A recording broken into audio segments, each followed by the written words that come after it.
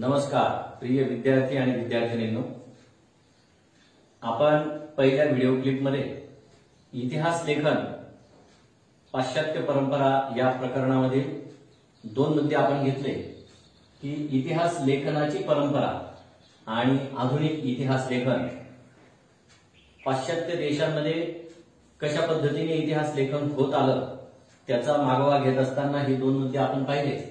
आणि आता आपण तिसरा मुद्दा जो आहे तो घेणार आहोत, युरोपमधील वैज्ञानिक दृष्टिकोनाचा विकास आणि इतिहास लेखन।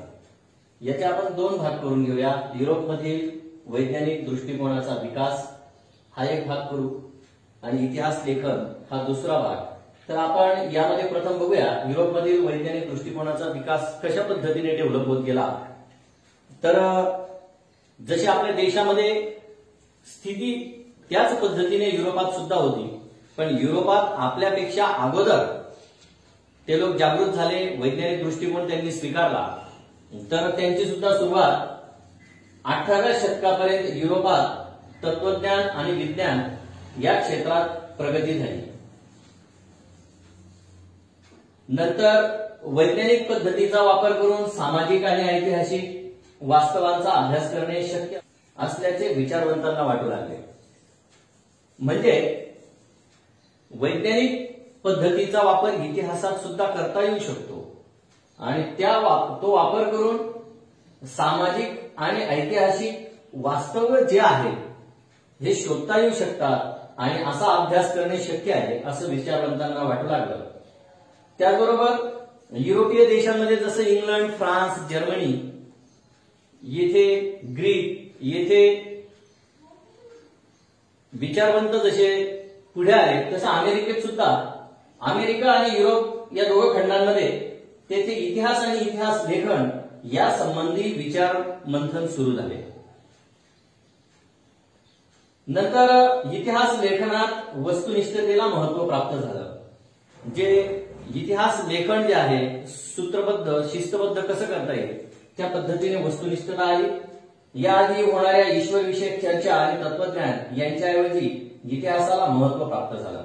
म्हणजे अगोदर चमत्कार, साक्षात्कार, नंतर देवाच्या ज्या कल्पना होत्या जशा आपल्याकडेच आहेत की असं केल्याने असं होऊ शकतं, देव आपल्याला त्रास देऊ शकतो, मेल्यानंतर असं होईल, ज्या काल्पनिक कथा ज्या आहेत या काल्पनिकतेला फाटा दिला आणि इतिहासाला महत्व प्राप्त झालं। आणि इतिहास संशोधन कशा पद्धतीने केलं जाऊ शकतं, इतिहासाचे तर्क कसे लावले जाऊ शकतात हे बघून सत्यता कशी समोर आणता येईल याकडे युरोपात किंवा पाश्चात्य देशांमध्ये सुरुवात झाली।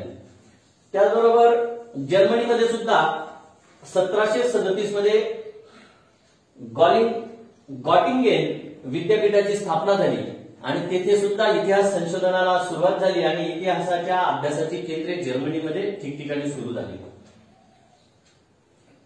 युरोपात जर्मनी, इंग्लंड येथे जशा पद्धतीने इतिहासाचा अभ्यास केला जाऊ लागला तसाच ॲनल्स प्रणाली ही सुद्धा युरोपातूनच मिळाली आणि ही फ्रान्समध्ये सुरुवात झाली। ॲनल्स प्रणालीची सुरुवात फ्रान्समध्ये झाली। 20व्या शतकाच्या सुरुवातीस फ्रान्समध्ये ॲनल्स ही इतिहास लेखनाची नवी प्रणाली उदयाला आली। यामध्ये इतिहासाचा अभ्यास म्हणजे फक्त राजकीय घडामोडी, राजे रजवाडे यांचे युद्धे यापुरतेच मर्यादित न राहता इतिहास हा पुढे आला। म्हणजे राजा रजवाड्यांचाच इतिहास, त्या पलीकडे इतिहास नाही, राजकीय घडामोडी म्हणजेच इतिहास, दुसरा इतिहास नाही अशी जी भावना होती ती मोडीत निघाली। आणि पुढे चालून मग तत्कालीन हवामान, त्यावेळेचं हवामान कसं होतं, स्थानिक लोक कशा पद्धतीने त्यांचा पेहराव, कोणतं अन्न होतं, त्यांचे अन्नपदार्थ कोणते होते, तसेच स्थानिक लोक शेती आणि व्यापार त्यांचा कसा होता, तंत्रज्ञानाचा वापर कसा करायचे, दळणवळण कसं होतं, दळणवळणाची साधने कोणती होती, संपर्काची साधने कोणती होती, या पद्धतीचे विचार सुरू झाले आणि त्यातूनच सामाजिक विभागणी आणि समूहांची मानसिकता यांचाही अभ्यास करणे इतिहासाला महत्वाचं वाटू लागलं। म्हणजे एक एक पाऊल पुढे पडू लागले आणि ही जी ॲनल्स प्रणाली आहे या ॲनल्स प्रणालीचा विकास प्रथम फ्रेंच इतिहासकारांनी केला आणि त्यानंतर ॲनल प्रणाली ही सर्वत्र दृढ झाली आणि सर्वांना ती माहिती झाली आणि सर्वजण तिचा उपयोग करू लागले. त्याचबरोबर इतिहास लेखनामध्ये स्त्रीवादी इतिहास लेखन याला सुद्धा फार महत्वाचं स्थान आहे. कारण जोपर्यंत पुरुष इतिहासकारांनी इतिहास लिहिला तोपर्यंत त्यांनी सर्व घटकांचा जरी इतिहास देत गेला पण स्त्री हा उल्लेख त्यांच्या लेखनात नव्हता. आणि जेव्हा स्त्रियाही पुढे येऊ लागल्या इतिहास लेखनाला आणि मग स्त्रियांच्या समस्या, स्त्रियांच्या इच्छा आकांक्षा त्यांनी इतिहासामध्ये घातलेली भर यावरही विचार होऊ लागला.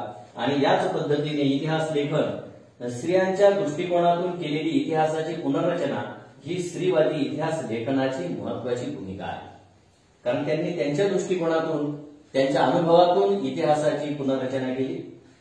नंतर दुसरे जे आहे ही भूमिका फ्रेंच विदुषी सिमॉन द बोव्हा हिने मांडली.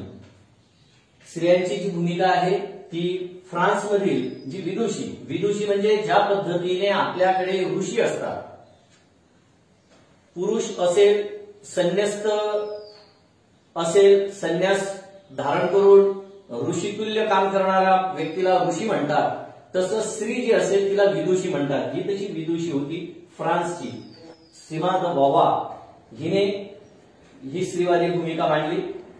ती स्त्रीवादी इतिहास लेखनात स्त्रियांचा अंतर्भाव केला गेला, स्त्रियांचा सुद्धा अंतर्भाव केला गेला. नंतरच्या काळामध्ये स्त्रियांशी संबंधित रोजगार, ट्रेड युनियन्स, संस्था, कौटुंबिक जीवन इत्यादी सर्वांगीण बाबींवर संशोधन सुरू झाले. खास स्त्रियांच्या बाबतीमध्ये हेतुतः संशोधन सुरू झाले आणि मग स्त्रियांच्या बाबतीतला इतिहास लोक लिहू लागले, स्त्रिया लिहू लागल्या आणि अशा पद्धतीने स्त्रीवादी लेखन सुरू झालं. 1990 नंतर स्त्री हा एक स्वतंत्र सामाजिक वर्ग मानून इतिहास लिहिण्यावर भर दिला जाऊ लागला. तर अशा पद्धतीने आपण इतिहास लेखनाचा